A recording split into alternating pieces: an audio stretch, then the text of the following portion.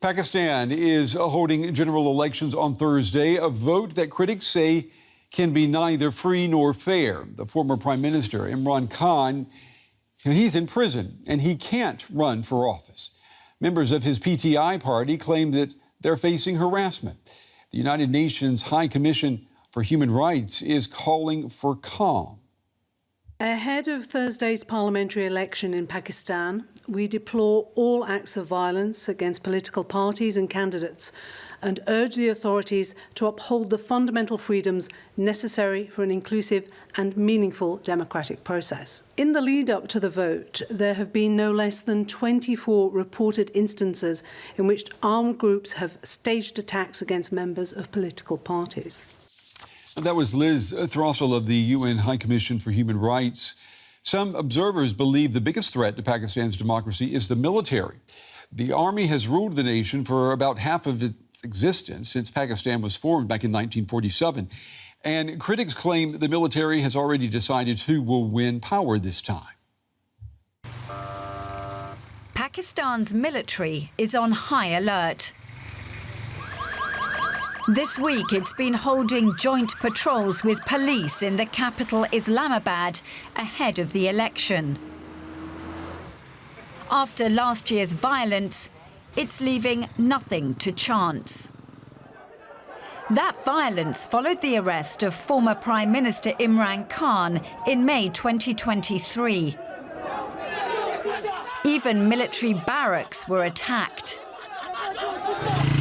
Now that he's behind bars, Khan is banned from standing in this election. Khan and his supporters blame the military for his fall from grace. Yet his rise to power has also been attributed to the military.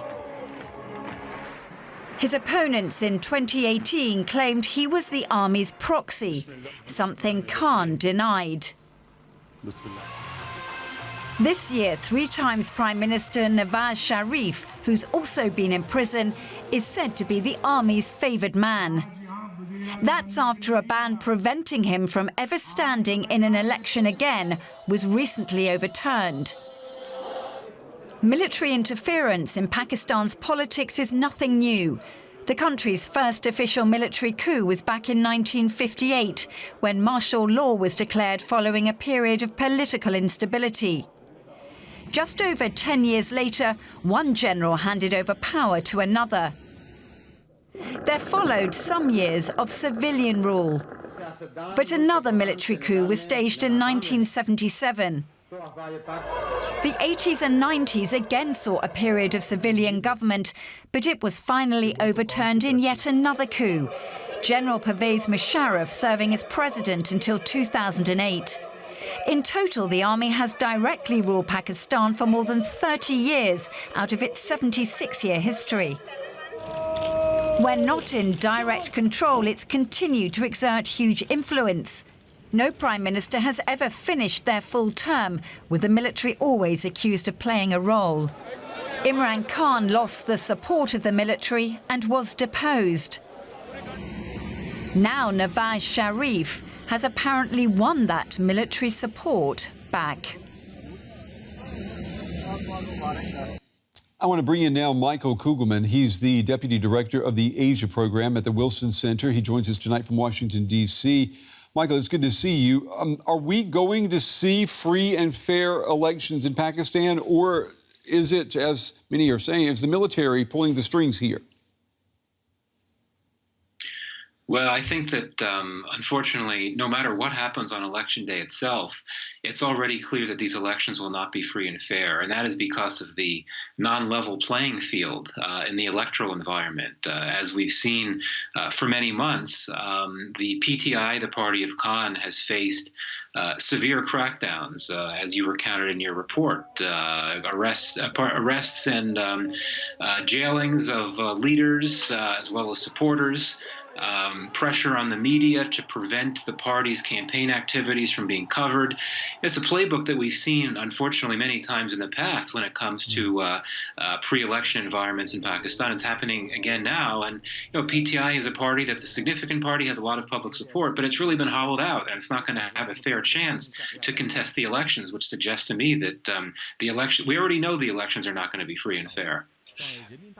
We're not talking, though, about a military coup as we've seen in the past years. So talk to me, or describe, if you could, what exactly does the military exerting power in Pakistan, what is that going to look like? Well, I mean, what I just laid out before is essentially what the military's influence looks like. I mean, you're right. It's been more than 15 years since the military last held direct power, but it has continued to be influential from behind the scenes by, in this case of elections, engaging in certain pressure activities and shaping the electoral environment in a way that the party that it does not want to see come to power cannot come to power. And again, this happened in 2018. At that time, the roles were very different in the sense that the army viewed Imran Khan as a favorite son, and it viewed Nawaz Sharif as the enemy, so to speak. And so it took steps. It sponsored activities that made it difficult for the PMLN and made things easier for PTI. But I would argue that today, the army is much more overtly involved in politics than it typically has been when it doesn't formally hold power. And you could see that in particular in terms of how it's been very present on economic policy. The army chief of the country is personally driving policies meant to focus on economic recovery. And, we're talking about an unelected official here who is essentially the most powerful political player in Pakistan. That's not good for democracy. It's not good for democracy, and it calls into question the role of the voters here. What role do voters have in Pakistan moving forward? Well, I mean, we've seen most elections in Pakistan's history, turnout has not been very good. It's hovered around 50%, oftentimes less.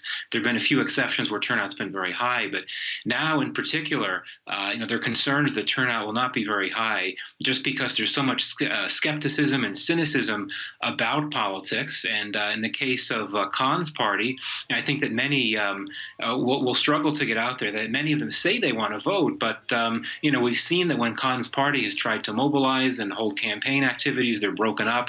So many supporters have been arrested. So that's going to be tough. But here, I think you have to highlight the issue of young people. Much of Pakistan is young demographically. So if PTI is to have any chance of trying to make a dent in what appears to be a clear victory by PMLN, you're going to need to have young voters out there because Khan's party does draw a lot of support from young people. So if they get out there, that could bode well for PTI, at least in terms of making a dent in what PMLN is trying to do. Michael Kugelman with the Asian program at the Wilson Center. We appreciate your time and your analysis tonight, Michael. Thank you. Thank you.